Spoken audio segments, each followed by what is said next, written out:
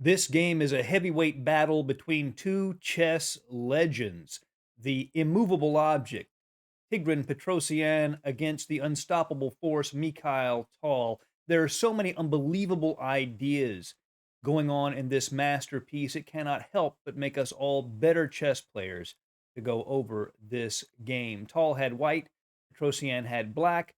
Let us jump right in. E4 is played by Mikhail. E5, knight f3, bishop b5, knight c6, bishop b5, the Rui Lopez, and a6 is played. Of course, the Berlin is another option, but a6, the more traditional way of playing the Spanish. Bishop a4, knight f6, castles, bishop e7, rook to e1 to add to the defense of the e pawn, b5, bishop to b3, castles, and c3. And Petrosian has delayed the development of his d pawn, so he could have played the Marshall attack with d5.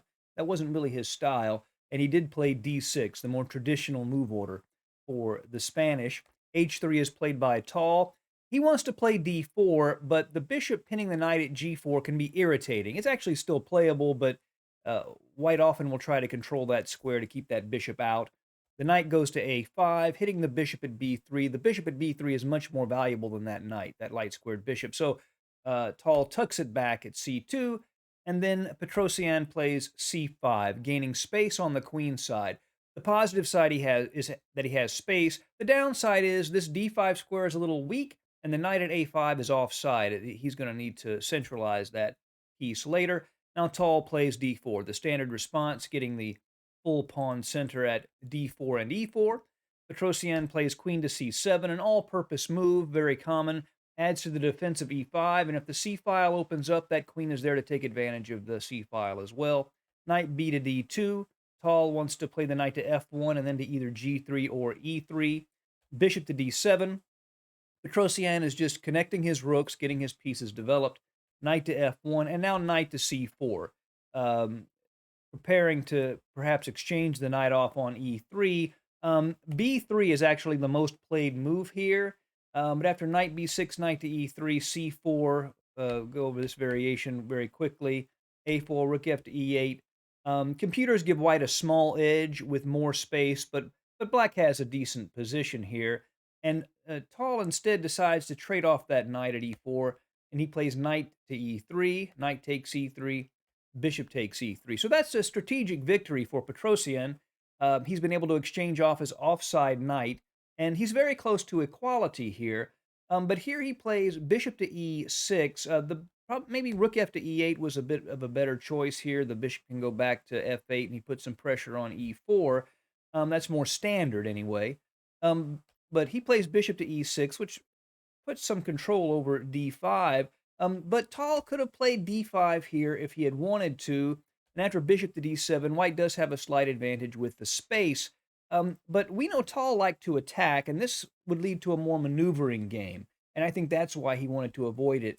He thought Petrosian might be a little better in this type of game, is my guess. So instead, he plays knight to d2. And he's looking to open up the position. He's unblocking his f pawn so he can play to f4 and gain more space and open up lines against black's position.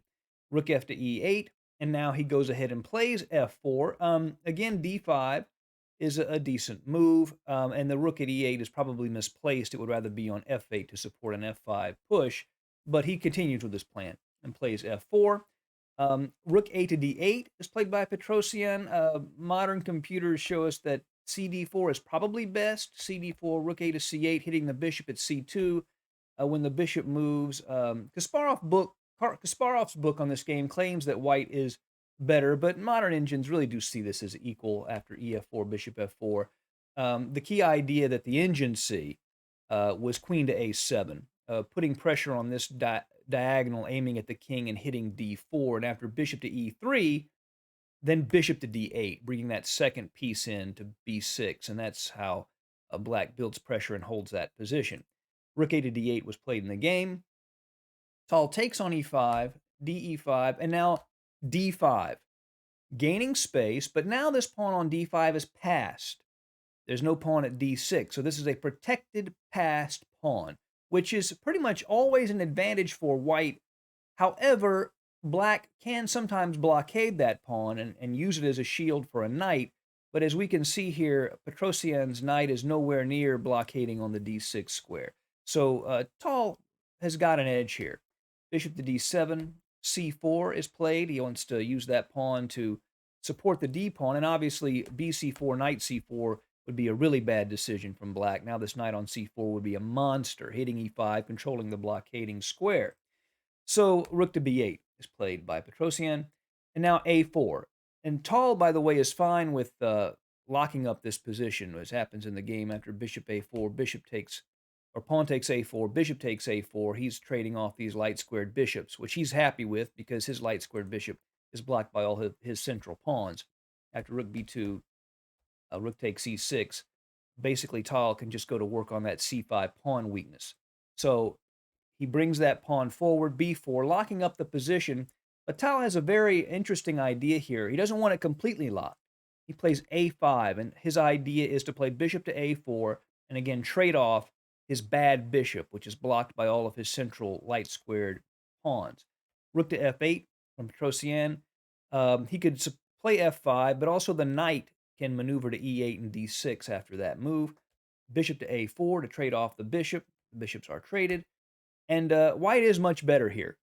And this is a key moment in the game because Petrosian makes a key strategic decision.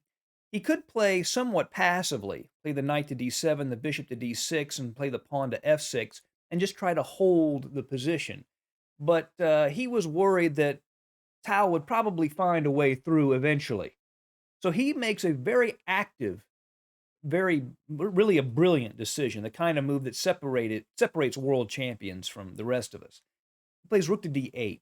And what he's doing is he's actually playing a rook lift. He wants to play the rook to d6 and then later over to the king side and keep that position active.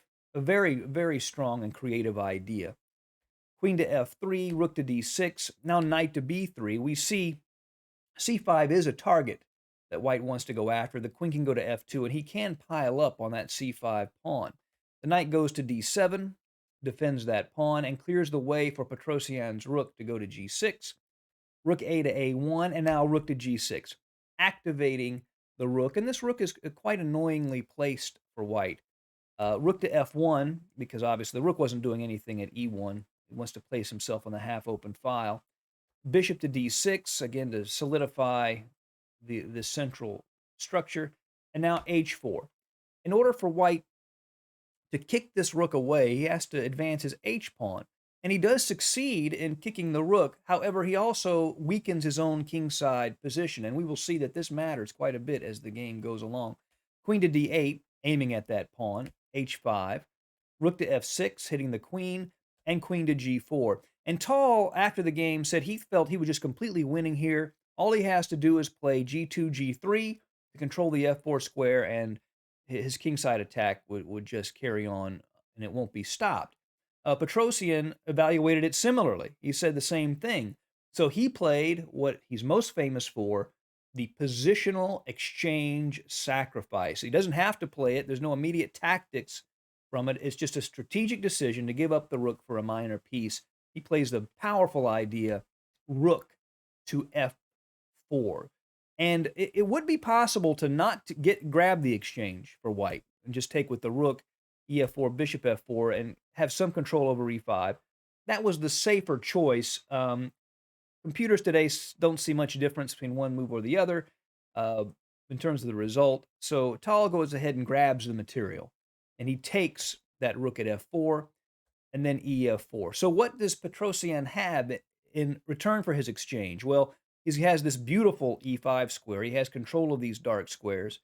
And at some point, he could even advance this pawn, and this bishop might become a monster. So he has nice compensation for the exchange. Again, modern computers say they can defend it, but human beings should be very happy with black's position. And the move knight to e5, of course, also is going to hit c4. Knight to d2 is played by Tal. That defends c4 for the moment, and the knight wasn't doing anything on b3 anyway, so it has to get into the game. Knight takes e5, and here Tal plays takes f4, maybe queen to f5, avoiding the next move was a little better, because after queen to f4, now knight to c4, and it's a discovered attack, obviously the bishop attacking the queen.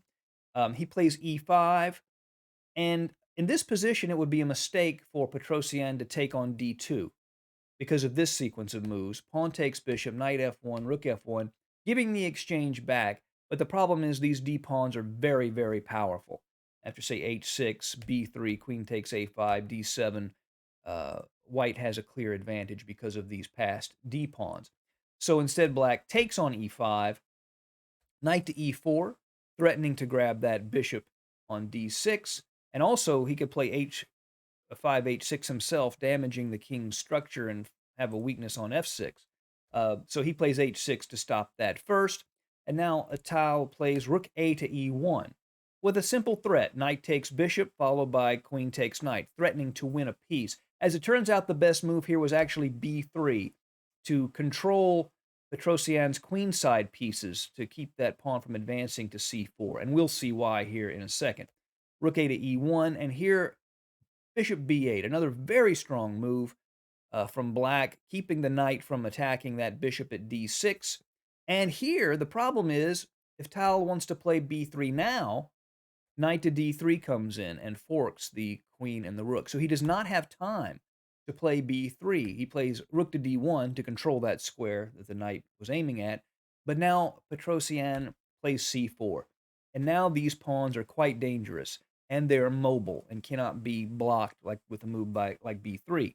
D6 is played. That does interfere with the defense of the knight, so black has to do something with that. He plays knight to d3, hitting the queen. Again, another modern computer idea. Queen to e3 actually was a very strong move. The threat, of course, is to go to d4 and aim at the c pawn. And if knight takes b2, rook to d5, and after queen to d4, knight g3, knight f5, black would have white would have a very strong attacking position. But that's extremely hard to see that. Queen to g4 was played by Tal. And here the move f5, forking the knight and queen, seems nonsensical. And it is, because white would just take that pawn, but there's a reason we're looking at that move. Bishop to a7 check is what Petrosian actually played, forcing the king to h1. And now f5 works. It's a very strong move here. If rook takes f5, then rook takes, then queen to h4 check. And the king can't go to g1, and he's also attacking the knight at e4. After queen h3, queen takes e4. So the move f5 is very powerful after bishop a7 check. So here Tal plays knight to f6 check. That knight can be captured three ways, and none of them work. Well, obviously, it can't really be captured by the g-pawn because the pawn is pinned. But if the queen takes c4 check, hits the king and picks up the knight at d3, and the same is true if the rook takes. Same story. So Petrosian plays king to h8, just moves away from that check. But now queen to c4. The knight on d3, which is hanging, takes on b2. And for the moment, obviously, it's a fork of the queen and the rook. If queen to b3, knight takes d1, and black would be doing well. So he plays queen takes a6, which counterattacks the bishop at a7. Knight takes d1, queen takes a7, queen takes d6. So Tal has had to give the exchange back, but this knight at f6 looks like it's some trouble, in some trouble. So Tal plays queen to d7. The knight protects the queen, but also if the queen takes the knight at d1 would fall. Queen d7, knight d7. So queen d7 is a very powerful move to save the material. Queen to f6, queen to d1. So in this position, Petrosian does have a big theoretical advantage, but it requires almost perfect play in order to carry it out. He begins with rook to b8, putting the rook behind the passed pawn. Queen to a6, attacking the a5 pawn and keeping an eye on the rook on f1 might have been a slightly better move. But rook to b8, rook to f3, looking to control the b3 square. And rook to b5 would have been sort of the perfect move if it had been made in the game. You notice the rook is behind his own passed pawn, laterally defends f5, and laterally attacks a5. And after queen to a4, then queen to h4 check, king g1, queen d4, king h1, rook to e5. and black's heavy pieces are actually too active, and black has a clear advantage here. Uh, but instead, he plays rook to a8, counterattacking the pawn at a5, queen to e1, counterattacking the pawn at b4, rook takes, queen takes, and now black is up a pawn, but this is a very hard position to win for black, and there's a long period of piece maneuvering we'll go through very quickly. The heavy pieces just maneuver around, and you'll notice white stays in touch with this g2 pawn to defend a mate. Rook c2, queen to a8, check, king h7, queen f3, and now rook to c1. Now there's going to be a material change. Petrosian offers the exchange of rooks, really forces the exchange of rooks. Rook takes, queen c1 check, king h2. Now we have a queen and pawn ending.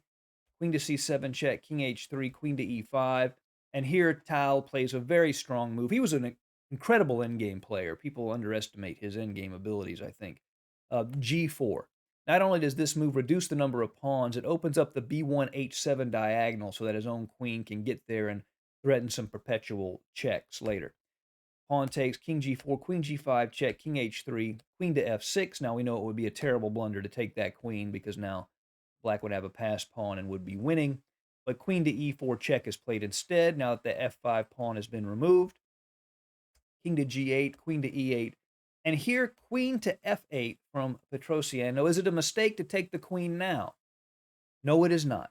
Entirely calculated this. Queen takes queen, king takes. And even though black is up a pawn, it's still a draw. After king g4, king f7, king f5, the game was agreed to a draw. And here's the reason. After king f8, king g6, and the kings can just dance around these pawns, black would be forced at some point to advance the g-pawn to get any activity. And when that happens, white would take it, either directly or en passant, and then just rushes king to h1, and you have a standard drawn king and rook pawn versus king endgame. Whew, a game that has it all. Two geniuses at work, an amazing game of chess. I hope you enjoyed it. Thank you for joining us at Chess Dog. See you again soon.